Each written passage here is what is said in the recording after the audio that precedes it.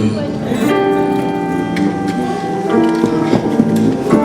Soyons tous dans la joie. Amen.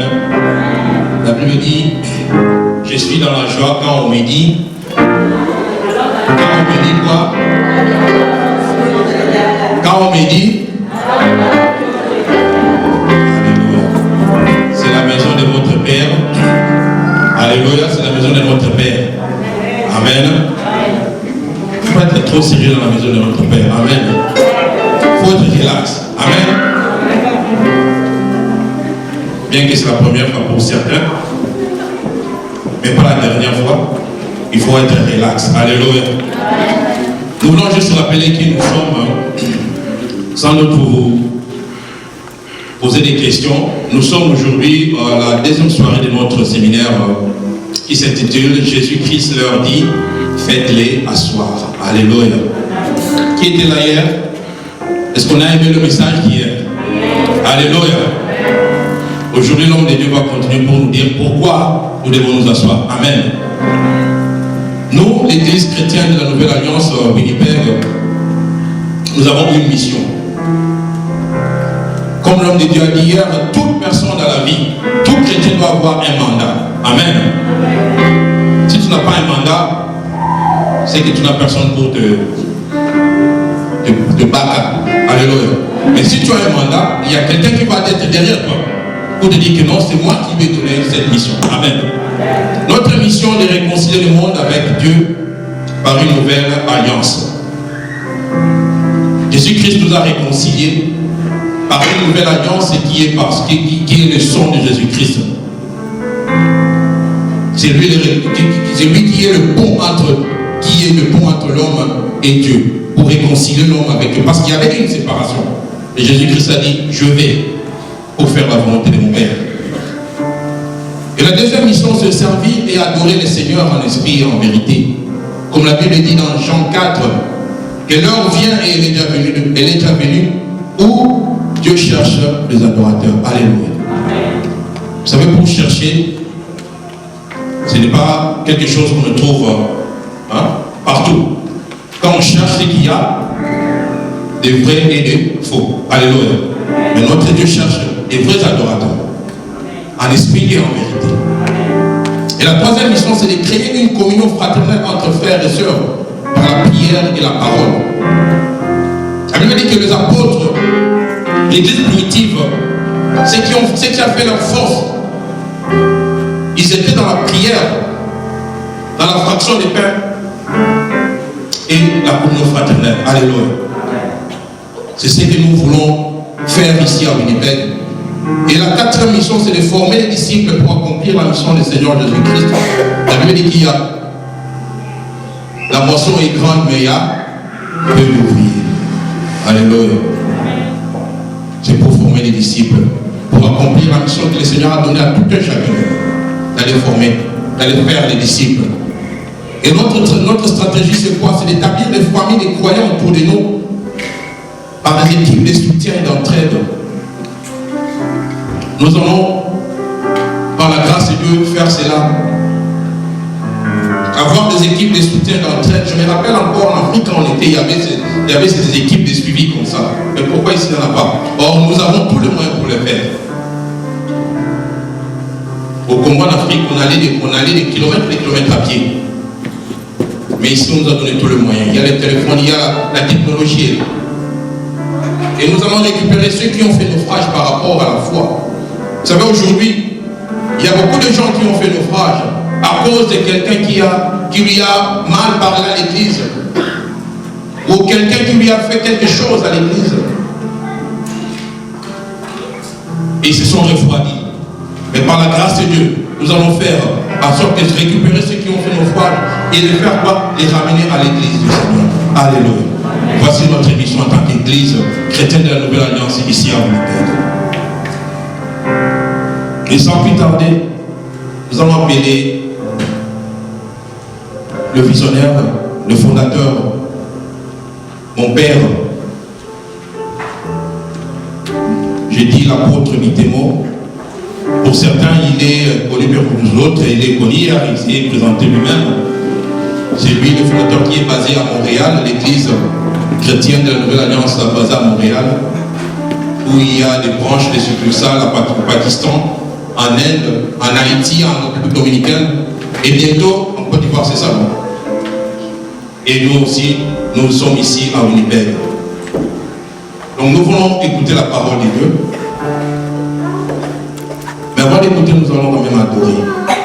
Tu vas apprêter ton cœur à accueillir la parole. Si tu veux te mettre debout, tu vas te mettre debout. Mais nous voulons dire à Adonai, celui qui est notre chaman. Alléluia. Alléluia.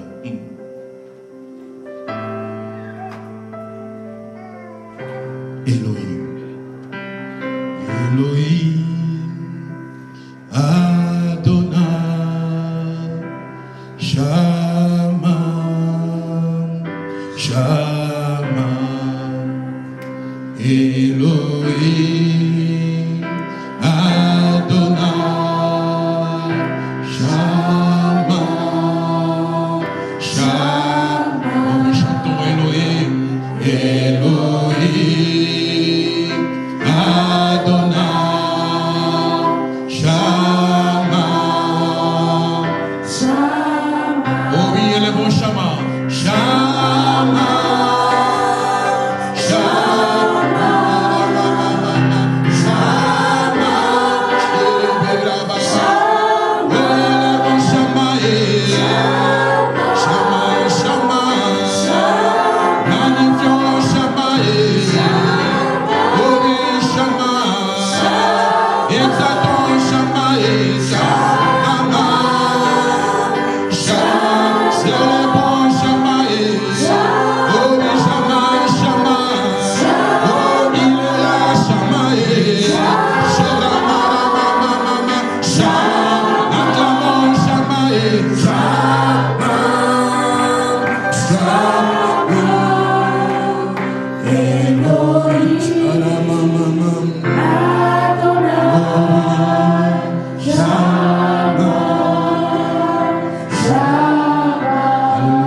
Bien-aimé, parle, Père, il est là. Parle-lui, il est là, alléluia. Parle à Adonai, parle à Shama, parle à Oshino, alléluia. Il est là.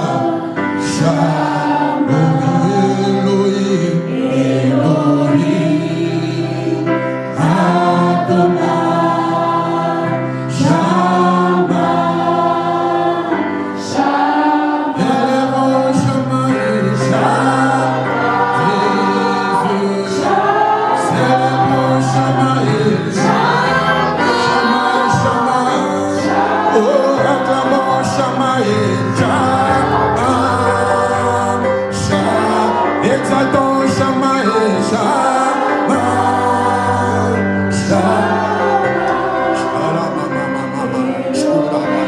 Laisse-moi te bénir, Jésus. Laisse-moi te célébrer. Laisse-moi te louer. Shama, c'est toi. C'est toi qui es. Alléluia. Jésus, laisse-moi te bénir, Seigneur. Elohim, c'est toi. Les dieux qu'on appelle Shiloh. Les dieux de toute force. Toi qui fais de mes combats tes combats. Toi qui fais de mes défis tes défis. Je bénis ton Seigneur. Merci, Jésus. Alléluia.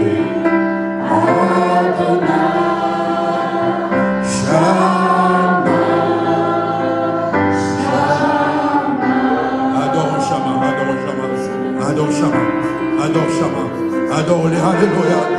Oh oui, laisse-moi t'adorer. Laisse-moi te bénir, Seigneur. Laisse-moi te célébrer. Laisse-moi t'élever. Car tu as reçu le nom qui est au-dessus de tout nom. Afin qu'à ton nom, Jésus, tous les nous fléchissent. Et que toute la confesse. C'est toi le Seigneur. C'est toi le Maître.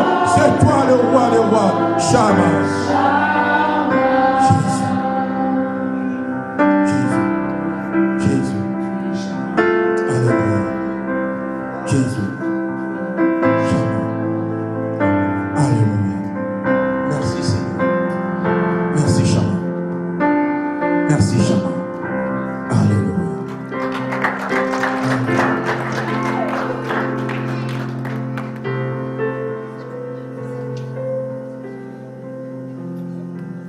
Gloire à Dieu, est-ce qu'on peut acclamer le nom du Seigneur Jésus ce soir?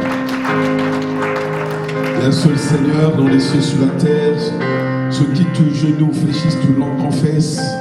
C'est le nom de Jésus qui est au-dessus de tout nom. Amen. Je bénis le Seigneur pour la présence de chacun encore ce soir.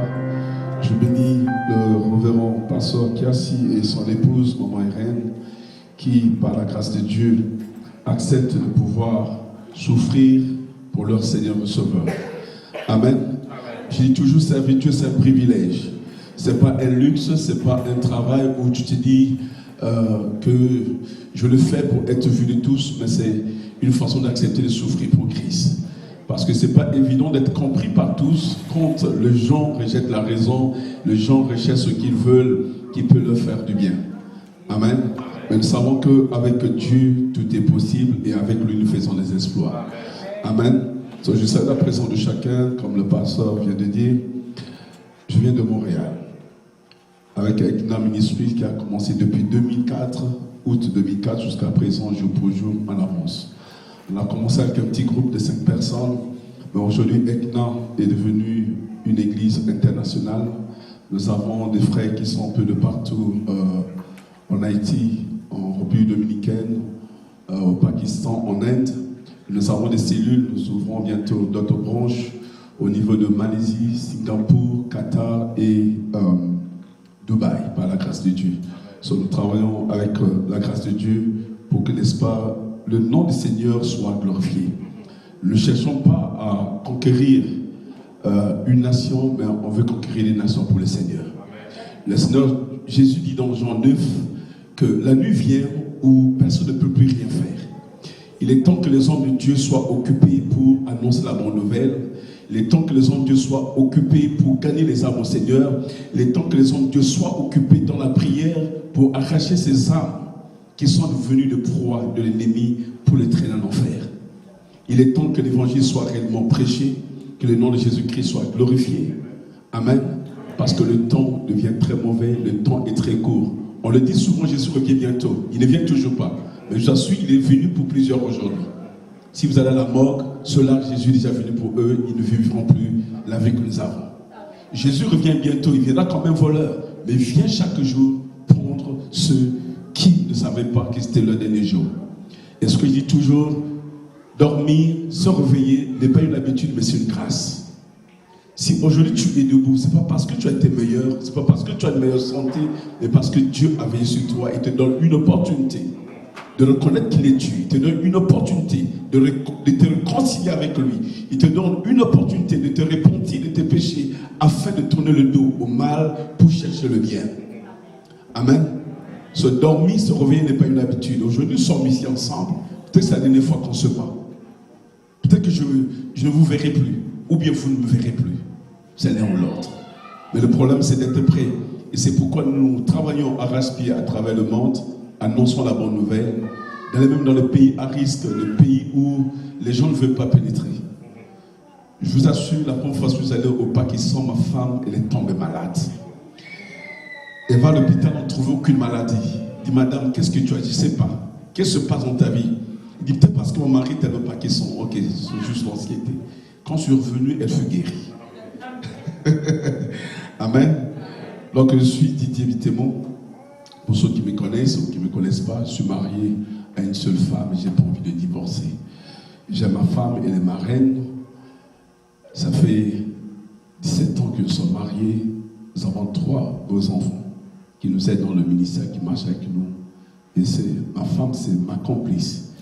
17 ans de mariage, on n'a jamais eu des counseling de nos témoins. Nos témoins ne connaissent pas peut-être notre numéro de téléphone ou notre maison.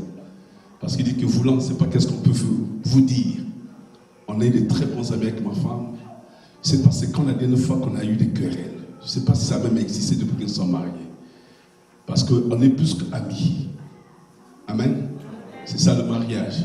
Tu dois faire de ta femme ton ami. Je dis souvent aux hommes qui disent, ma femme ne me comprend pas. Je dis aux hommes, si tu traites ta femme comme une reine, tu auras une reine en elle. Mais si tu la traites comme une folle, tu auras la folle qui est en elle. Les femmes disent, je ne comprends pas mon mari. Si tu traites ton mari comme un roi, you're going to have a king on him. tu traites comme un fou, tu auras le fou qui est en lui.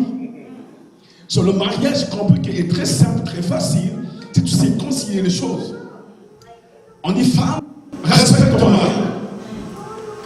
Je te rappelle la soumission. On dit mari, aime ta femme, comme Christ a aimé l'Église. Comme Christ a aimé l'Église.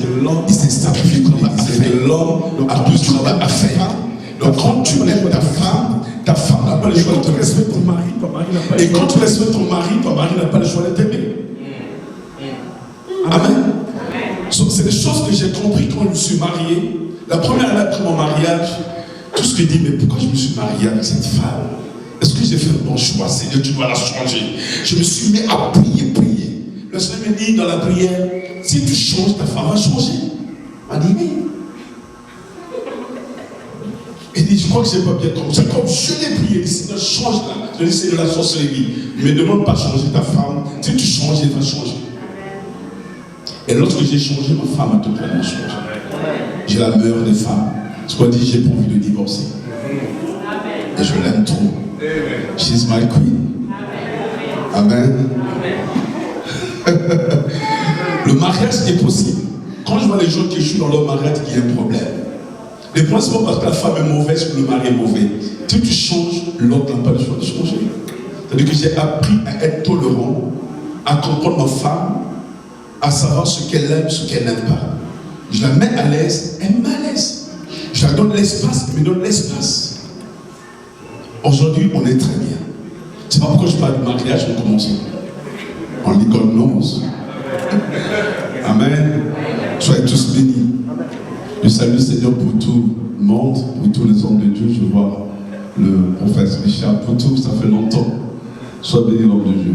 S'il y a d'autres serviteurs qui sont là, que je ne connais pas, peut-être des noms. J'aime ça rencontrer les hommes de Dieu. Est-ce qu'ils sont là, des évangélistes, des prophètes, des pasteurs, il y en a encore d'autres. Est-ce que vous pouvez juste vous lever, please? Je veux juste vous saluer. Soyez tous bénis, hommes de Dieu. Merci. C'est toujours un honneur quand on rencontre les hommes de Dieu dans la ville. Amen. Et surtout, on va vous déplacer un samedi, c'est pas évident quand la journée est chargée. Je bénis le Seigneur pour votre unité, pour votre amour. Le Seigneur dit que lorsque vous vous aimerez les uns les autres, ça leur conduira, vous êtes réellement mes disciples. Et nous sommes vraiment les disciples du Seigneur. Parce que nous ne faisons pas l'œuvre de notre grand-père, mais nous faisons l'œuvre de notre Maître, le Seigneur Jésus. Et c'est dans l'unité que le Père a travaillé. Et il continue à travailler dans l'unité parce qu'aujourd'hui nous parle du Père, du Fils et de l'Esprit. Ainsi, c'est ainsi que nous pouvons vaincre le monde des ténèbres. Une armée divisée ne peut pas combattre. Et c'est lorsqu'on est unis dans la prière qu'on peut combattre l'ennemi. Je dis souvent aux hommes de Dieu, on n'a pas à se combattre entre nous, à se contre vous, ni à cause des armes. Les armes appartiennent au Seigneur. Les hommes vont là où ils veulent. Mais le problème, c'est qu'il faut que nous soyons unis pour combattre notre ennemi qui est le diable. Celui qui vient pour voler, pour tuer, pour égorger. Si nous sommes unis, on peut vaincre le diable. On a un problème plus important, c'est le salut des âmes. Lorsque ces âmes ne sont pas dans les boîtes de nuit, on peut être tranquille. Qu'ils soient chez X, Y, Z, c'est pas ça le problème. Au moins ils sont quelque part. Mais c'est lorsqu'ils tout dans le monde, dans les boîtes de nuit, dans les bars, là on va s'éclater. Là on peut dire non, il y a quelque chose qui ne va pas. Mais ceux qui sont quelque part, gloire à Dieu. Au moins ils ne sont pas dans la rue. C'est ça le plus important. Notre combat, c'est de ne pas permettre ceux qui ont déjà gagné le parti dans le monde. Il faut qu'on arrive à ce point de comprendre. Je dis souvent à l'église, les âmes ne nous appartiennent pas. Je dis souvent à l'église, si tu n'es pas à l'aise ici, il y a quelqu'un, regarde, il y a des églises en bas là pour aller là-bas. Certainement, tu ne peux pas appeler être sous mon autorité. Tu as appelé d'être sous l'autorité de quelqu'un d'autre. Tu te sens très mieux là-bas, vaut mieux aller là-bas que de rester ici, qui te révéler, qui me donner des coups de Dieu. À un moment donné, ma patience peut aussi être à bout. Bon, je peux dire, je peux pécher comme Moïse a péché. Je peux me fâcher. Après, Dieu me dit, tu ne rentres plus dans la terre promise. Hey, je vais monter la terre promise. Amen. Non, ne partons pas pour rendre à la forêt des fidèles. Mais les fidèles appartiennent à Dieu. Il y a une confrérie des pasteurs Morel, ils ont fait un lobby où ils disent que un fidèle s'il quitte cette église, il va dans l'autre église, il faut que le pasteur lui donne une lettre de recommandation. Aïe! Ça c'est vraiment, maintenant que je vois ça, je vois pas ça dans l'église primitive. que si tu quittes chez Pierre, tu vas chez Paul, il faut que Pierre t'envoie une lettre de recommandation. Il n'a jamais existé cette affaire. Parce que ce qu'on appelle l'esprit de contrôle. Dieu te laisse libre, toi, de servir Dieu, laisse que les autres soient libres, mais nous avons besoin d'être disciplinés, d'être encadrés et de donner le meilleur qu'on peut pour que, n'est-ce pas, les fidèles puissent aussi nous respecter, nous honorer. Dis-moi, à l'église, t'es pas libre, t'es pas à l'aise d'être sous mon autorité, mais fou. Parce que là où tu peux être à l'aise. Parce que le but, c'est que tu sais Dieu en esprit, en vérité. Pas d'être quelque part bloqué parce que tu as peur. Donc, on ne sait pas Dieu par la peur, mais c'est dans la crainte qu'on doit servir Dieu. La crainte de Dieu, c'est ça le commencement de la sagesse. So, on a besoin de comprendre comment le système de Dieu fonctionne. Amen. So, souvent, quand on va dire certaines choses, on doit dire la parole. Qu'est-ce que la parole de Dieu dit? Amen. Gloire soit en Dieu à Dieu. So, merci pour votre présence, homme de Dieu. C'est un privilège de vous voir ici encore. Nous demandons cette œuvre ici à Unipel. C'est qu'il y a bien des hommes de Dieu qui sont là, il y a bien des églises, mais comme le Seigneur dit, la moisson assez grande, il y a peu d'eau. Et le Seigneur dit, il y a beaucoup d'appelés, peu d'élus. Hier soir, je vous ai dit, je disais que ce que je remarque aujourd'hui, il y a beaucoup d'élus, peu d'appelés. C'est-à-dire qu'il y a beaucoup de gens qui sont fait élire, mais qui n'ont pas été appelés. Et à la fin, nous voyons des échecs, nous voyons des difficultés, des combats dans nos vies. Parce qu'eux-mêmes, ils n'ont pas été appelés, mais ils sont fait élire. Et nous voyons la souffrance qui rentre dans nos missions. Mais si nous revenons à la parole de Dieu, nous pourrons faire beaucoup d'espoir avec le Seigneur. Il est temps qu'on avance, il est temps que l'œuvre de Dieu puisse aller de l'avant.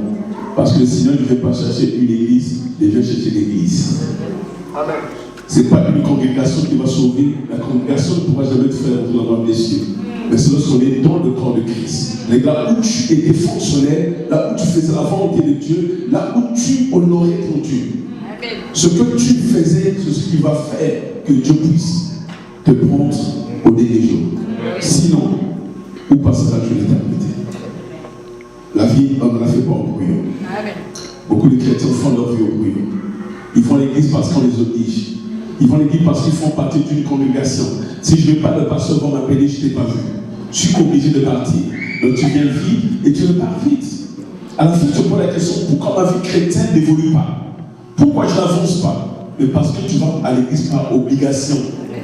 Et ça déclare dans le livre de Jean, ceux qui n'ont pas Jésus n'auront pas la vie éternelle. Et ceux qui n'ont pas fait la volonté de Dieu. Il faut te poser la question, est-ce que ai-je accepté Jésus-Christ comme Seigneur sauveur personnel? Est-ce que je fais la volonté de Dieu? Ces deux choses, si ce n'est pas encore là, ce soir, avant d'entrer chez toi, ou quand tu vas rentrer chez toi, mets-toi à genoux. Dis Seigneur Jésus, je te vis dans ma vie comme Seigneur sauveur personnel. Donc, beaucoup sont dans l'église, mais n'ont pas Jésus dans leur vie. Parce que celui qui a Jésus, il y a les caractéristiques qui se manifestent. Amen. C'est ta façon de parler, d'agir, ta façon de réagir, ta façon de répondre, ta façon d'habiller, ta façon de servir Dieu va montrer que Christ est là. Amen. On n'a pas besoin d'ouvrir la Bible pour dire bon, on va lire dans le livre de Matthieu. Mais on peut voir que Christ est là. Parce que Jésus ne dit que vous ne le connaissez pas leurs fruits. Donc quand les fruits ne sont pas manifestes, on peut savoir si Christ est là ou il n'est pas là. Et celui qui fait la volonté de Dieu, c'est celui qui marche la crainte de Dieu, qui ne cherche pas à compromettre avec quoi que ce soit. Amen. Amen. Les saints ont leur passé. Je dis que les saints ont leur passé. Chaque saint a son passé. Si aujourd'hui on peut nous parler de Moïse, il a un passé, il a tué, il a fait n'importe quoi. Mais Dieu a fait de lui, c'est contre, il a rencontré le Seigneur. Sa vie a changé. Paul, on peut l'appeler Saint Paul. Pourquoi? Parce qu'il a eu un passé où il ne glorifie pas Dieu. Mais le jour où il a rencontré Jésus, sa vie a changé. Il est passé de soi à Paul, il est devenu une autre personne. Et si on peut appeler Saint Paul, aujourd'hui, vous faites aussi t'appeler Saint X. Parce que Dieu a un passé, pour toi il est mort. Lorsque tu vas le reconnaître comme Seigneur et Sauveur personnel, tu l'acceptes dans ta vie change totalement, tu deviens Saint X ou Saint X. C'est ce que Dieu attend. Dieu n'attend pas les saints dans l'église, il attend les pécheurs pour les rendre saints. Aujourd'hui, nous voulons voir les saints dans l'église. Mais Jésus n'est pas venu pour les saints, il est venu pour moi. Pour moi, le premier pécheur. Il est un bon moment pour moi parce que je suis pécheur. Je suis né dans une famille catholique. Je suis né dans une famille où des gens qui consultaient des féticheurs. Dans une famille où les gens fument, les gens sont dans l'adultère. Mais Dieu m'a sorti de là pour faire de moi ce que je suis aujourd'hui. Lorsque je l'ai rencontré, qu'il a changé ma vie, à mon tour, je fais le tour du monde pour parler de ce Jésus. Qu'il est capable de changer des vies. Il est capable de transformer des vies entières. Peu importe ton passé, peu importe ton histoire, c'est pas ce qui compte, mais c'est là où tu le rencontres qui compte, parce qu'il veut t'amener à une autre dimension. Il veut changer ta vie, il veut changer ta destinée, il veut faire de toi ce que lui, il veut que tu sois. Parce que dans ses mains, quand tu viens sale, c'est comme l'argile, et lui te donne la forme qui lui plaît, afin que tu sois utile dans sa maison. Mais ça dépend. Comment tu te donnes dans sa main? On dit qu'il y a des vases qui sont vides et des vases qui sont d'honneur. Mais ça dépend en fait de comment tu te donnes dans sa main. Si tu te donnes à temps partiel, tu seras un vase vide. Ça veut dire quand on reçoit les invités, on te cache. Mais quand tu t'es donné réellement à fond, tu t'es consacré à lui, tu deviens un vase d'honneur. Quand on reçoit les invités, c'est toi qu'on met à table, qu'on va utiliser.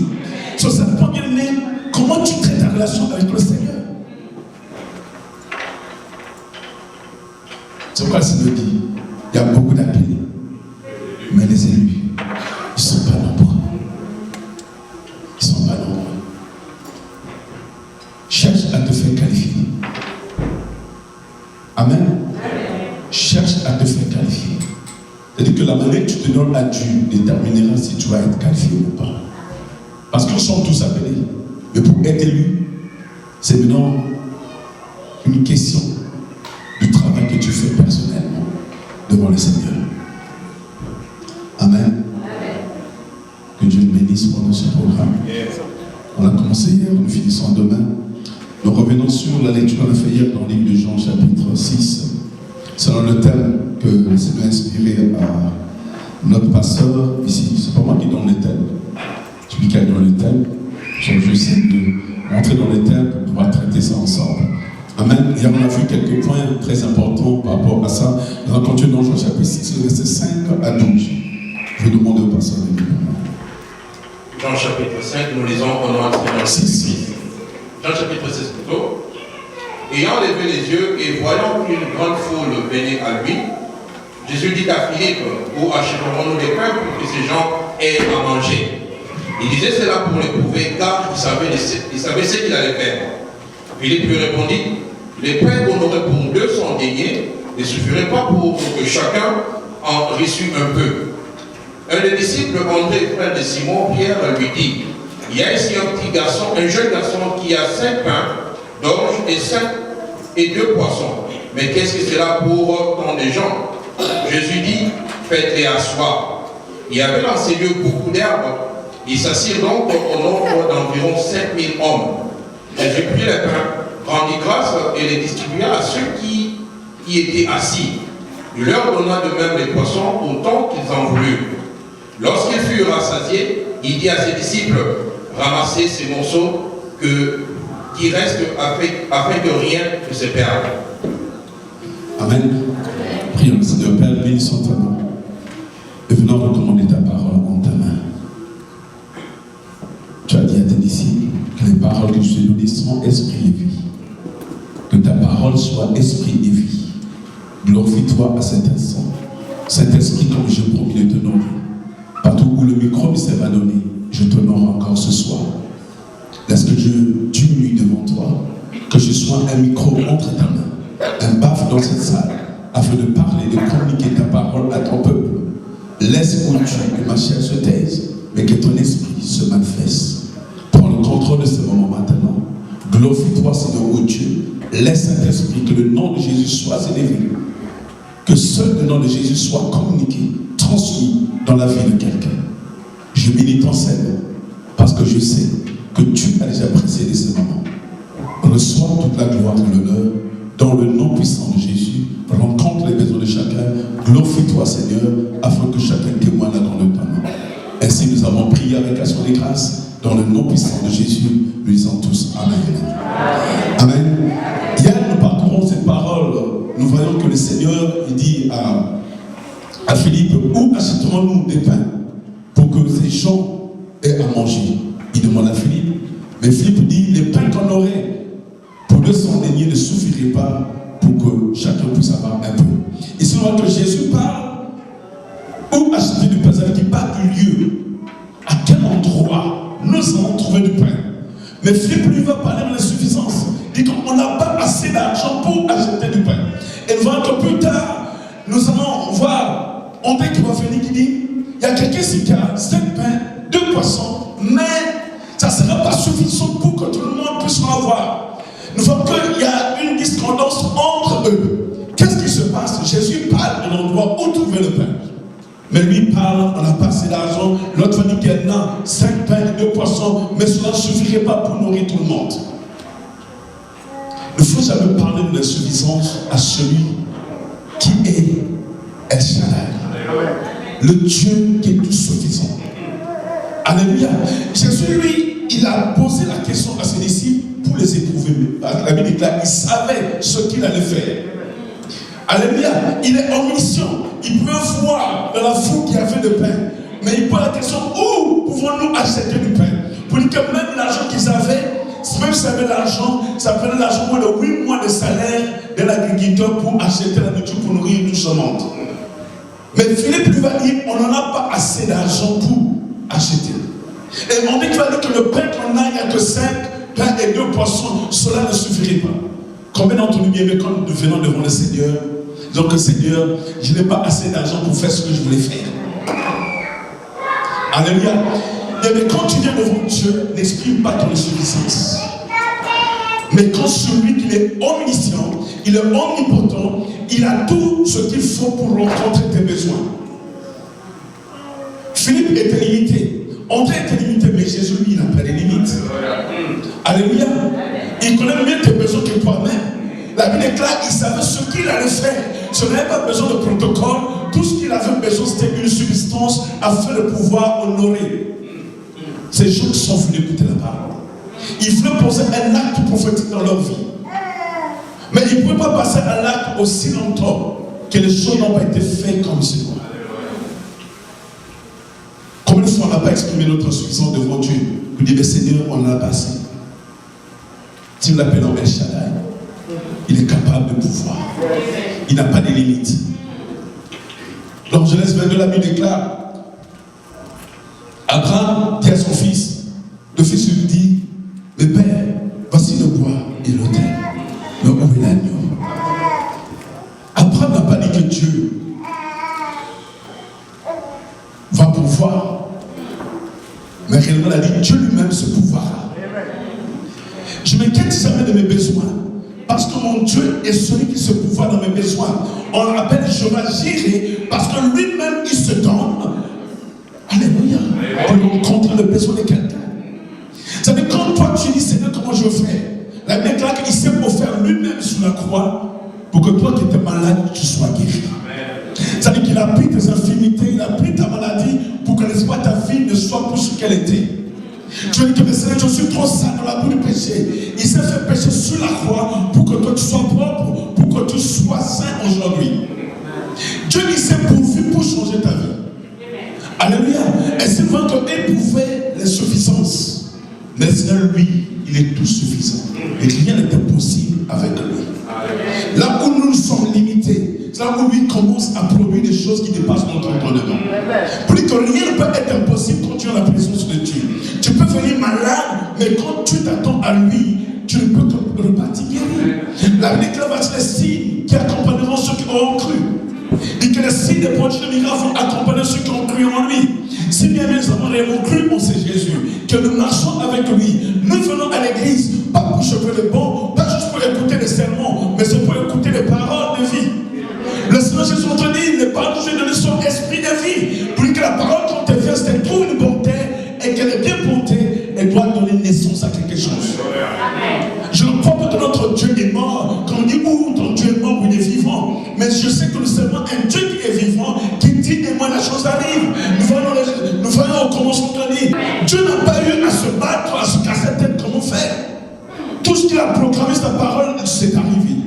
Qu'est-ce qui ne peut pas arriver dans ta vie aujourd'hui? Quand on nous dit que par sa maîtrise, nous sommes guéris. Pour dire que si je suis malade et que Christ a eu le maîtrise sur la croix, en croyant cela, je dois croire à la guérison. Amen. Peu importe. Si on dit qu'il est Jéhovah Jireh, que celui qui pourvoit mes besoins, pour dire je n'ai pas à négocier avec le diable, je n'ai pas à négocier avec qui que ce soit, que Dieu il va se pouvoir à mes besoins. J'ai dit Seigneur, je ne veux pas te servir si je peux être un pasteur mendiant ou si je peux être un pasteur pauvre, mais je ne suis pas un escroc, je n'ai jamais fait de levée de fonds, mais de moi l'argent pour vivre. Mais je sais que le Dieu que je sers, il est celui qui pourvoit mes besoins. Mais je ne veux pas mendier, je ne veux pas aller voler une banque, voler quelqu'un, non. Il est le Dieu qui prend soin de ses enfants. Amen. La Bible dit dans le livre d'Ésaïe 54, verset 17, que toute injustice contre vous sera sans effet. Toute langue qui se lève contre vous en justice, vous la condamnerez. Mais on condamne tel est l'héritage des serviteurs de l'Éternel. Quand tu sais que Dieu, il y a un héritage qui va être attaché à toi, l'Éternel ne t'abandonnera pas que tu sois un mendiant, il pourvoira à tes besoins. Parce que Dieu ne fera pas que son nom puisse être critiqué, que son nom puisse être mal pris, que les païens disent mais attends, comment je vais prier si tu avais toujours comme ça? C'est pourquoi il dit mais quand Christ est en toi, le changement va se faire voir. Ça veut dire qu'il n'y a rien à négocier avec le diable. Parce que où tu es du Seigneur, où tu es du diable. Parce que celui qui sait le Seigneur, les signes, les prodiges, les miracles t'accompagnent toujours. Et que rien ne peut être possible dans ta vie. Parce que celui que tu sais, il veille sur les justes. L'œil de l'Éternel est sur les justes. Il ne permettra pas que les justes puissent faillir. Tu peux être secoué par les épreuves, mais Dieu ne permettra pas que ton péché cesse, parce que lui-même, il ne donne, il ne sommeille, il est derrière sa parole pour l'accomplir. Le désir de Dieu, c'est de changer l'atmosphère là où tu es. Le désir de Dieu, c'est de te faire distinguer des païens. Maladie, toi et ton livre verra différents en celui qui le sert et celui qui ne le sert pas. Je n'ai rien à négocier. Je n'ai pas dit que j'ai Dieu, c'est Jésus. Mais si vraiment je sers, c'est Dieu. C'est Dieu qui va te faire distinguer partout où tu passes. Tu n'as pas besoin de dire que j'ai Dieu. Ta façon de parler, ta façon d'être, ta façon de faire les choses. Mais il y a des besoins que Dieu rencontre que tu n'as pas besoin de prier. Et si vous voyez que Jésus se préoccupait de la foule n'a pas demandé du Père, c'est donné du Père. Mais la foule, Jésus s'est préoccupé. Ces gens ont reçu la parole. Oh my God. Ça veut dire que quand tu es assis, tu es en train de se préoccuper de tes besoins. Tu n'as pas besoin de prier pour certaines choses, que Dieu connaît quels sont tes besoins. Dieu sait qu'est-ce que tu as besoin demain. Et ce Dieu se préoccupe de toi. Alléluia. Et il y a des choses qui arrivent souvent dans la vie où tu dis, mais Seigneur, comment ça arrive? Parce qu'il se préoccupe de toi. Alléluia. J'avais avant une voiture de location. Un jour, je suis allé prier chez un de mes fils. Je finis de prier. C'était son anniversaire. Il m'a dit, papa, viens prier pour moi. J'ai dit, je suis fatigué. L'Esprit dit, tu es serviteur, tu dois partir. Je suis allé, je finis de prier, dit, papa, la voiture qui démarre dehors, c'est ta voiture. Il m'a dit, ça, j'entends ça dans les témoignages des films nigériens. Oh, après, il faut s'emballer. So, quand je suis sorti, je suis à la voiture, il dit, elle est à moi. Il dit, papa, ça attend pour les clés. Moi, je ne prends pas la clé aujourd'hui. Laisse-moi d'abord aller dormir, et puis je reviendrai. Parce que se trouve si je rêve. Donc, si demain tu me donnes la clé, là, je crois que c'est à moi. Je suis allé dormir, j'ai dit à ma femme, je vais prier sur mon fils là. C'est passé sur la table ou quoi? Il me dit qu'il me donne une voiture. Il dit, est-ce que tu as vérifié? Il dit, oui. Je suis parti le lendemain, il me donne la clé. Il dit, papa, on va à la SAC. Je m'appelle ça, société d'automobile, va changer les noms. On est parti, on a changé les noms. La madame dit, mais vous vendez la voiture à combien, monsieur? Il dit, non, je fais un cadeau, c'est mon père. Il est plus jeune que toi, c'est mon père, c'est tout. Elle a changé les noms. On a donné le papier. Je suis rentré avec. Là, j'ai vu une voiture de location à achat. Il dit, Seigneur, tu me le livres. J'appelle la compagnie. Votre voiture là, je n'ai plus besoin. Il dit, mais qu'est-ce qui se passe, monsieur? Vous payez bien? Oui, je sais, mais je n'ai plus besoin parce que je vais faire double usage. Donc, vous n'avez pas payé les assurances pour rien. Vous venez la réponse, s'il vous plaît. En principe, monsieur, ça dit, c'est pas bon pour votre crédit, mais je vais arranger. Ça n'a pas posé de problème, on récupère la voiture. Ils sont venus tourner la voiture, ils sont partis avec, ils sont restés avec cette voiture. Alléluia. Dieu, il se préoccupe de nous, même quand tu dors, il se préoccupe de toi. Ça, c'est Dieu que nous servons. Alléluia. Il y a des choses que Dieu va faire qui peuvent te surprendre. On était locataire pendant 8 ans. On essaie de s'acheter une maison, c'est pas facile. C'est quand tu pars, c'est pas évident. Tu n'as pas un revenu stable. C'est compliqué. Si vous allez à la banque dit non, monsieur. On dit ok. Un jour, je dormais, le Seigneur me dit, tu dois bâtir un hôtel à ton père spirituel. Tu vas avoir une personne pour ta maison. Le Seigneur me donne un montant précis que je devais servir à mon père.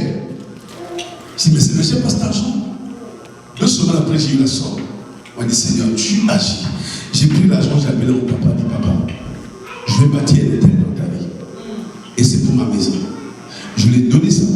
Bien mis, 2 semaines plus tard, un de mes fils encore qui a acheté une voiture pour moi. Il dit, mais je ne veux pas lui parce que je me trouve avec 2 voitures à la maison. Il est parti avec en Afrique, il l'a vendu, j'avais même oublié. Et je m'appelle, oh papa, j'ai finalement vendu ta voiture, je te transfère l'argent par moi, Seigneur. Je reçois l'argent, juste au temps où je reçois l'argent. La banque m'appelle. Oui, monsieur, mais vous avez fait une application pour la maison, est-ce que vous êtes toujours intéressé? Oui, toujours intéressé. Est-ce que vous avez les dépôts? Je viens d'avoir de l'argent maintenant. Peut-être parce que vous avez sorti le 2. Alors j'arrive à la banque, je donne tout. On me demande une déclaration d'impôt, de machin, je sais pas tout ça là. Mon déclaration, souvent c'est appendable. Non, c'est pas évident. Monsieur dit, bon, ça se fait pas. Il dit, je vous rappelle plus tard, monsieur. C'était à midi, à 4h, le téléphone sonne chez moi. Il dit, monsieur, juste pour vous dire qu'on va faire une exception pour vous. On ne fait pas, on va le faire pour vous. Donc, vous, l'homme hypothèque votre maison. Moi, propriétaire ici au Canada. C'est Dieu qui est capable de te surprendre quand tu ne t'attends pas. Dieu se préoccupe de tes besoins. Mais je me suis fait insulter par notre ancien propriétaire où je louais. Jusqu'à m'insulter, il dit, hé, ma soeur, qu'est-ce que j'ai fait? Je paie ton loyer, je n'ai pas de dettes. Parce qu'on veut changer simplement de maison. Il dit, ma soeur, moi si tu veux déménager, il n'y a pas de problème. Juste m'avertis même 2 semaines, je te laisserai. Je l'ai averti 1 mois d'avance, elle a fait tous tes problèmes. Moi, si je vais trouver quelqu'un qui va louer, elle m'a insulté, elle m'a dit au Seigneur, je l'ai fait humilier. Vous savez, 2 mois après, je me suis fait insulter. Dieu a ouvert la porte pour la maison. Dieu est capable de te surprendre là où tu ne t'attends pas. Alléluia. C'est comme même quand vous êtes attaqué, provoqué, n'ouvrez pas votre bouche pour pécher. N'agissez pas comme les païens. Ah, moi je te montre aussi. Non, n'agissez pas comme les païens. Gardez l'humilité. Gardez la simplicité. Faites comme si ce n'est pas vous qu'on s'adressait. Le Seigneur Jésus a reçu les injures sur la croix. Il n'a pas répondu par les injures. Il a dit, Père, pardonne-leur. Car ils savent pas ce qu'ils font. Ceux qui sont en train de faire, ils oublient. Qui sont en train de promouvoir mon élévation, ils sont en train de préparer ma gloire, ils sont en train de préparer que j'aille de ma destinée. Alléluia. Ce quand les gens viennent me faire attaquer, ne répondent pas par les attaques. Ça va, on reconnaît les enfants de Dieu qui sont nés de nouveau. Parce que souvent nous voulons répondre ou agir comme les païens. C'est quoi la différence entre les païens et les enfants de Dieu? Amen. Et je dis souvent aux hommes de Dieu, plus que Dieu t'élève, plus tu vas t'attendre à ce que les gens puissent te fusiller. Personne ne va être au sommet d'une montagne et que les gens ne puissent pas le voir. Quand tu es au sommet de la montagne, tout le monde te voit. C'est-à-dire que Dieu commence. C'est-à-dire, avant tu étais célibataire, personne ne te regardait. Mais dès que tu es marié, les tentations les plus dures commencent. Avant tu n'avais pas d'emploi. Dès que tu as un emploi, les combats dans les finances commencent. C'est que chaque élévation va avec les combats. Ne veux pas te dire que ta vie va toujours laisser comme ça, normal. Putain, moi je fais rien, je provoque personne. Même quand tu es seul, tu auras des problèmes. Le diable viendra te combattre dans ta pensée. Beaucoup de gens croient que moi je vais me tirer de l'argent. Les gens de la communauté sont bizarres. Mais tu crois que tu vas aller avec les blancs. Il n'y aura pas de problème. Les gens qui trouvent non, moi les gens de la communauté, je ne les aime pas, ils sont trop bizarres. Ça parle trop. Moi, vous savez, je suis multi-ethnique. J'ai des Pakistanais, j'ai des Indiens, j'ai des Québécois purs, des pures laines. J'ai des gens, parce que je fais partie d'un fellowship des hommes de Dieu international de Canada. So, je les connais tous, je travaille avec eux tous. So, je fais comme tout le monde. J'ai la grâce de voyager à travers le monde, de rencontrer différentes personnes, différentes ethnies. Je peux vous dire qu'est-ce qui se passe. Chaque communauté a ses problèmes. Dans l'église à Montréal, tu trouves les Ivoiriens, tu trouves les Haïtiens, tu trouves les Dominicains, tu trouves les Cubains, tu trouves les Québécois, tu trouves tout le monde. Et là-dedans, il faut gérer tout ce monde-là. Les Congolais, comment je n'ai pas de ça avec les Congolais? Vous êtes là. Les Ivoiriens, comment je n'ai pas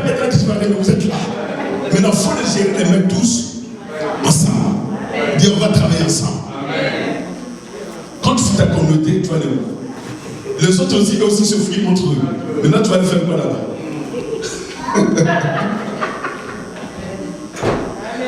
Amen. Donc ici, nous voyons, comme je disais, le Seigneur se préoccupait des besoins des gens. Et Dieu n'a jamais changé. Dieu continue à se préoccuper de nos besoins. Une fois tu dis que Dieu m'a oublié, j'ai pris, je ne vois absolument rien. Non, ce n'est pas que tu ne vois absolument rien. Il y a un problème de compréhension du langage du Seigneur. Quand on a du mal à comprendre ce que le Seigneur dit, nous sommes stagnés, nous souffrons, nous sommes frustrés. Combien de gens aujourd'hui souffrent parce qu'ils ont pris de mauvaises décisions? Allô? Il y a beaucoup de gens qui sont frustrés. Je suis en train de faire une série d'enseignements à Montréal sur le marché de la direction divine. Et là, je suis en train d'enseigner pour montrer aux gens à quel point beaucoup de gens vivent la stagnation ou une frustration le reste de leur vie. J'ai rencontré un homme de Dieu qui me dit qu'il a pris une mauvaise décision il y a 5 ans de cela et que sa vie a basculé. C'est comme si la fin avait trop de 10 ans.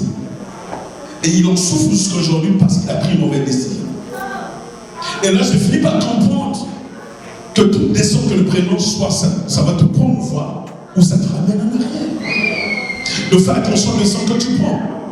Il y a ceux qui sont prêts aujourd'hui de travailler dans tel endroit, mais ce n'est pas là que Dieu les appelle à travailler. Il y a ceux qui sont dans les affaires, parce qu'on nous a dit que frère, je vois que c'est un homme d'affaires.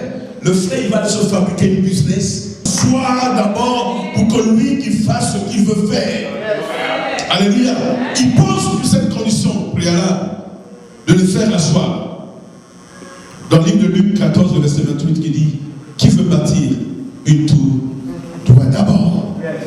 Il doit d'abord s'asseoir pour calculer le prix. Mais tu ne peux pas construire une tour. Ah, j'ai envie de construire une tour, moi aussi. Tu vas prendre le ciment, tu vas prendre des planches, des pierres. Ta tour là va être juste une fondation. Parce que tu n'as pas calculé pour une tour, qu'est-ce que ça prend. Et si le Seigneur ne peut pas faire quelque chose d'important pendant que les gens étaient épargnés, il dit faites-les asseoir. Il donne l'ordre de s'asseoir. Amen. Faites-les asseoir. C'est-à-dire que déposer, classer, établir. C'est une question de mettre de l'ordre dans notre marche avec le Seigneur. Et même aussi que tu ne mets pas de l'ordre dans ta marche avec le Seigneur, le miracle que tu attends ne s'accomplira jamais parce que tu es désordonné. Il y a des gens qui attendent des miracles, il y a des gens qui attendent que Dieu agisse dans leur vie, mais ils sont désordonnés. Dieu, ce n'est pas un Dieu de désordre, c'est un Dieu d'ordre. Tu peux recevoir des prophéties, mais au sein que ta vie n'est pas ordonnée, Dieu ne fera rien. On peut dire, ma soeur, je veux un mariage. Mais si tu continues à l'impudicité, quel mari va prendre une femme impudique? Beaucoup de gens croient que étant impudique, même si je marie, ça va finir. Non, tu vois, là tu es impudique, là tu es maintenant à critère. Parce que le mariage ne peut pas régler ton problème d'impudicité. Alléluia. Aujourd'hui, on ne veut plus prêcher le péché dans l'église de peur que les gens puissent fuir l'église. Et moi, je dis à Ekna, on parle de la sanctification. On veut amener les gens à la sainteté parce que la Bible déclare sans la sanctification, personne ne peut voir Dieu. Si tu veux voir Dieu, tu dois marcher dans la sanctification. Et la Bible déclare que Dieu est saint, il faut que nous soyons saints. Nous ne sommes pas saints, mais nous venons à Dieu pour devenir des saints. Les gens veulent vivre des miracles dans leur vie. Aujourd'hui, les gens sont en train de vivre une paille. Pourquoi il y a une faute onction? Les gens tombaient. Même si les gens tombaient, les gens tombent, ils se réveillent dans l'impudicité. Ils restent malades. Il n'a jamais de problème. C'est ce que tu appelles l'onction. Depuis que vous êtes tombé, est-ce que ta vie a changé? Jésus a dit dans Jean 8, 32, tu connaîtras la vérité. La vérité va t'affranchir.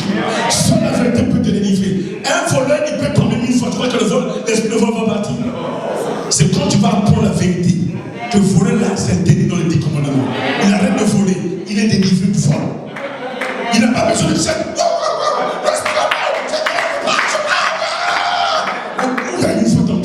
Il y a beaucoup de distractions ici. Pendant qu'on est se focus sur la parole, tout le monde est concentré. Ça. Les gens sont tous transpirés. Toute la soirée, wow, on a chassé beaucoup de démons. Et la personne de vous voyez, il est encore dans le même état. On appelle ça délivrance. La femme samaritaine ne sait pas ce que seule la parole peut te délivrer. Alléluia. Mais on doit finir la parole de Dieu. Il y a trop de théâtres aujourd'hui dans les églises qu'on ne sent plus la présence de Dieu. Parce qu'on a remplacé la présence de Dieu par la distraction, par le théâtre. Et les gens croient que cela, c'est l'onction. L'onction, c'est pour briser le joug de l'ennemi. L'onction, c'est pas pour faire. Les gens arrivent toute la soirée où il y a eu l'onction de rire. Et après avoir ri, vous êtes revenu de pied sur terre, que ça a changé. J'ai besoin de la parole qui peut me changer. J'ai besoin de la parole qui peut transformer ma vie. Jésus dit, faites-les asseoir. Par cette demande, Jésus voulait qu'on puisse faire asseoir les gens. Que par rangée dans le livre de Marc 6, verset 40, il dit, faites-les asseoir par rangée de 100 et de 50. Jésus voulait qu'il y ait de l'ordre avant de performer ce miracle. Et au sens qu'il n'y a pas de l'ordre dans l'église, il serait difficile que les miracles se performent encore comme l'autre temps. On a besoin de ramener de l'ordre dans l'église. Les gens de l'église attendent à ce qu'il y ait des miracles. Et pourquoi il n'y a pas de miracles? Parce que celui qui volait, qui vient à l'église, continue à voler même dans l'église, parce qu'il faut la dîme, il ne veut pas de la dîme. Ah, ça c'est l'Ancien Testament. La Bible a dit ça, c'est pas l'Ancien Testament. C'est pas la loi. Abraham a donné la dîme, il n'était pas sous la loi. La dîme n'est pas sous la loi. Amen. Quand on fait l'offrande, les gens cherchent les $5 qui restent là, qui donnent les tips au McDo là, ou je ne sais pas, je dis au là. C'est $5 qu'on donne comme offrande. Mais tu ne donnes pas l'offrande à quelqu'un. Mais tu es en train de donner ton offrande à Dieu. Et tu dois donner ce qui te coûte. C'est ton adoration. Ton offrande détermine la valeur de celui que tu es en train de donner. La dîme appartient à Dieu. Mais ton offrande, ça détermine l'amour que tu as de ce Dieu. C'est de qu'est-ce que je peux te donner. L'or et l'argent t'appartiennent. J'ai appris bien aimé une chose que je ne peux pas récolter au son que je ne sème pas. Et j'ai appris à s'aimer encore. Et voilà le secret qui fait que je ne manque de rien. Partout où j'y vais bien, mais je voyage tout le long de l'année. L'église ne paie pas un billet l'avion. Je ne prends jamais l'offrande de l'église pour faire mes voyages. L'argent de l'église, je ne touche pas. Mais j'ai dit à Dieu, si tu m'appelles être missionnaire, tu dois pouvoir. Je ne dors pas dans n'importe quel hôtel. Dieu s'arrange à me mettre à la bonne place que je ne manque de rien. Depuis l'année, je ne suis pas à mon 4e voyage. Mais les billets d'avion sont payés, les hôtels sont payés, les autos sont payés. Et je ne manque de rien. Parce que j'ai appris à s'aimer. Amen. Parce que le peu que tu sèmes, tu peux récolter. Tu ne peux pas récolter au sein que tu ne sèmes pas. Beaucoup de gens attendent des miracles financiers. Tu n'auras absolument rien au sein que tu ne sèmes pas. J'ai appris une chose avec Dieu, que la sémence ne s'émonge pas. La sémence, on la sème. Tu vas appeler ça sémence. La sémence, on ne la mange pas. La sémence, on la sème.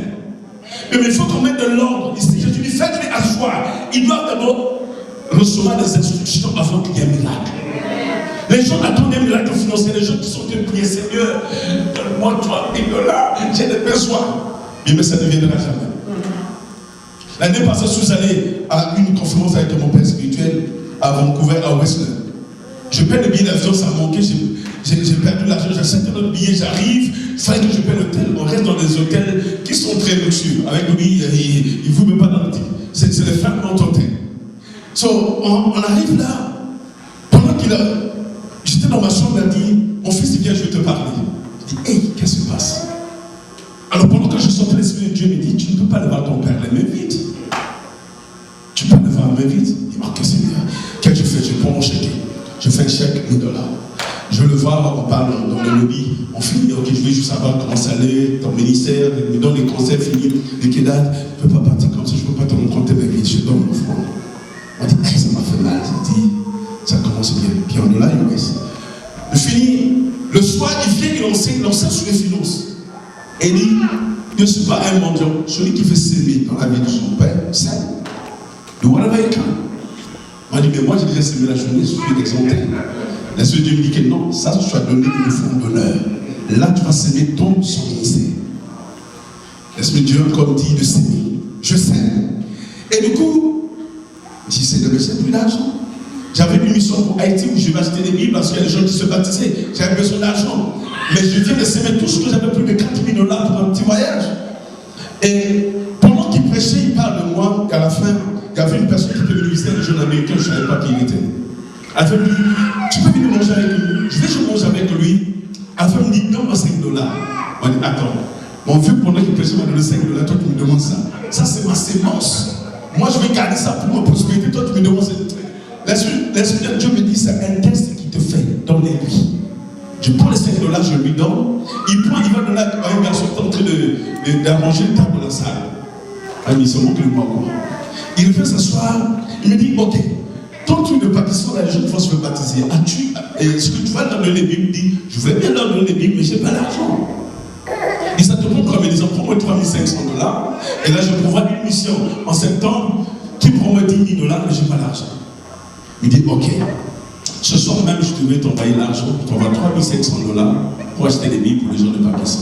Allez, non, je t'envoie l'argent ce soir. Il était 23h, on ne sait pas. À minuit, j'arrive dans ma chambre, je vois un email transfert. Il dit, waouh, il est rapide. J'ai déposé.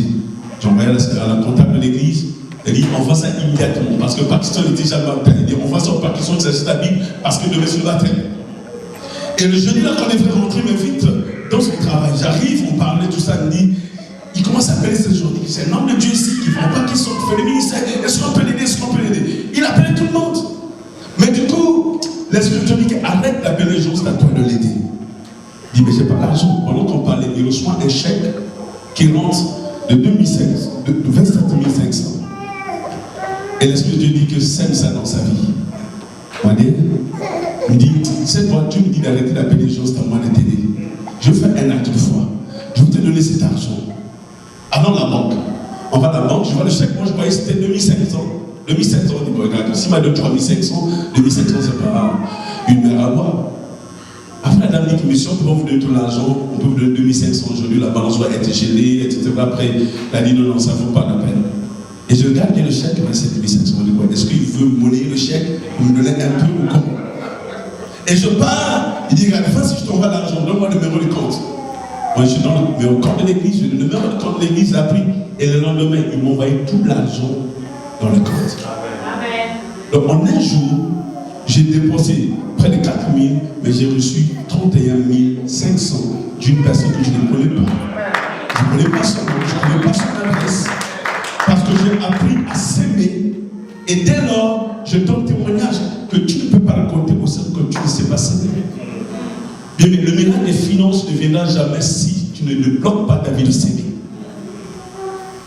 Jésus dit, faites-les asseoir, parce qu'il y a des choses que tu dois comprendre avant que le miracle se performe dans ta vie. Dieu c'est Dieu d'ordre. Jésus exigeait à ce qu'il y ait un rangement dans lequel il allait opérer. Il dit, faites-les asseoir par le nombre de 50, de 100, et que tous soient bien en rangée, qui me regardent. Mais quand tu t'assois, quand tu es assis, tu peux maintenant voir qu'est-ce qui va arriver. Au centre que tu n'es pas assis dans ton esprit, n'attends pas que Dieu puisse performer un miracle dans ta vie. Le miracle était possible. Jésus avait un plan. Philippe ne comprenait rien. André ne comprenait rien. Au séminaire, Pasteur Eric, on va voir ce qui va arriver, qu'est-ce qui va arriver, ce que ça sera dans. C'est surtout qu'aujourd'hui, les chrétiens aiment beaucoup les prédicateurs qui.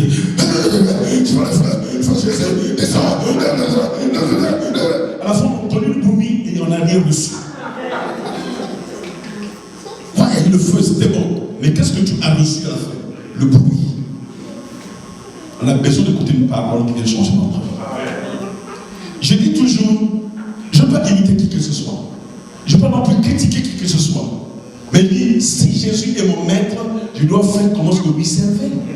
J'imagine Jésus quand arrive dans le temple, on lui donne de parchemin pour lire la parole. Dans le livre de Luc, chapitre 4, il dit, l'Esprit Seigneur sur moi, car il m'a envoyé. J'imagine Jésus, l'Esprit Seigneur sur moi, c'est pas ouais. Vous savez, oui, elle est là. Mais les gens disent, attends, il est malade sur moi. Ou il y a un problème. Et les gens aiment le feu d'artifice. Il y a une faute d'onction. Oui, comment il a transmis la pleine d'onction. Ok, chacun a une façon de voir. Mais moi, je vais écouter la parole. La parole dit que ce soit des imitateurs comme les imitateurs de Christ. Et qu'est-ce qu'il dit? Je ne fais rien de moi-même que ce que je vois mon Père en train de faire. Donc j'imagine Dieu à la création. Que la grâce soit, que la soit vienne, que la lumière vienne. Attends, les anges allaient dire, mais Père, qu'est-ce qui se passe? Tu deviens nerveux pour délivrer quelqu'un. Amen. Le Père devient nerveux pour délivrer quelqu'un. Mais c'est la parole qui sauve. La Bible déclare que l'église primitive croissait par la parole. C'est la parole qui fait asseoir l'église. Beaucoup de hommes de Dieu se tuent à accepter des révélations grecques et hébreues pour enseigner les peuples. Il y a des mamans qui sont là qui ne comprennent pas grec, ils ont du mal à comprendre anglais et français. Maintenant, tu commences à prêcher en grec et hébreu. Maintenant, ils vont comprendre quoi? Déjà, les noms qu'on donne à nos enfants, les mamans ont du mal à prononcer ça. Maintenant, tu viens de prêcher en hébreu grec. Maintenant, ils vont sauter avec quoi? Ça, c'est ton sport des études bibliques à toi. Mais quand tu prêches à la foule. Et dans cette foule, il y a des docteurs, il y a des illettrés, il y a des gens moyens. Donc tu dois porter une parole dans toute la simplicité qui va toucher, changer la vie de quelqu'un. Tu ne veux pas pour montrer que tu as un doctorat en théologie. Les gens n'ont pas besoin de ton titre de doctorat. Les gens ont besoin d'entendre une parole qui va révolutionner leur vie, qui va changer leur vie, qui va le faire asseoir. C'est tout ce qu'on a besoin. Je dis faites-les asseoir, c'est l'organiser. Il parle de l'organisation. Mais si tu n'es pas organisé, Dieu ne peut pas te bénir. Dieu ne bénit pas les gens qui sont désordonnés. L'organisation est la base. Même dans la vie courante, quand tu n'es pas organisé, ta maison est désordonnée et que tu fais une dépression, tu as un problème. Si on te met dans un emploi, que tu n'es pas organisé, quelqu'un peut te mettre dehors. On a besoin des gens organisés. Dieu lui dit, je fais un miracle. Mais avant de faire le miracle, il faut qu'il y ait l'organisation. Vous devez vous asseoir. Parce que une fois, le miracle est fait, qu'est-ce qu'elle a fait? Ouais, le prêtre, le monde est vrai. Vous voyez, il y a ceux qui allaient avoir plus, il y a ceux qui n'allaient pas avoir. Et dit, faites-les asseoir en groupe, les 50 descendent. Parce que quand je performe les miracles, mais non, une équipe va les servir cela, une autre équipe va les servir cela, une autre équipe va les servir cela. Et si le Seigneur, il veut de l'ordre dans l'église. Regardez même bien aimé, le corps de Christ est organisé. Pourquoi Jésus a dit qu'il y a 5 ministères? C'est pour mettre de l'ordre dans l'église. Pourquoi il y a 9 dons? C'est pour mettre de l'ordre dans l'église. Dieu, c'est un Dieu d'ordre. On a besoin d'amener l'ordre dans l'église. On a besoin d'être organisé si nous voulons voir la performance des miracles dans nos vies. Rien n'est impossible à ce Dieu. Et ce soir, je sais que Dieu parle à quelqu'un. Ta vie peut changer si tu acceptes d'être ordonné.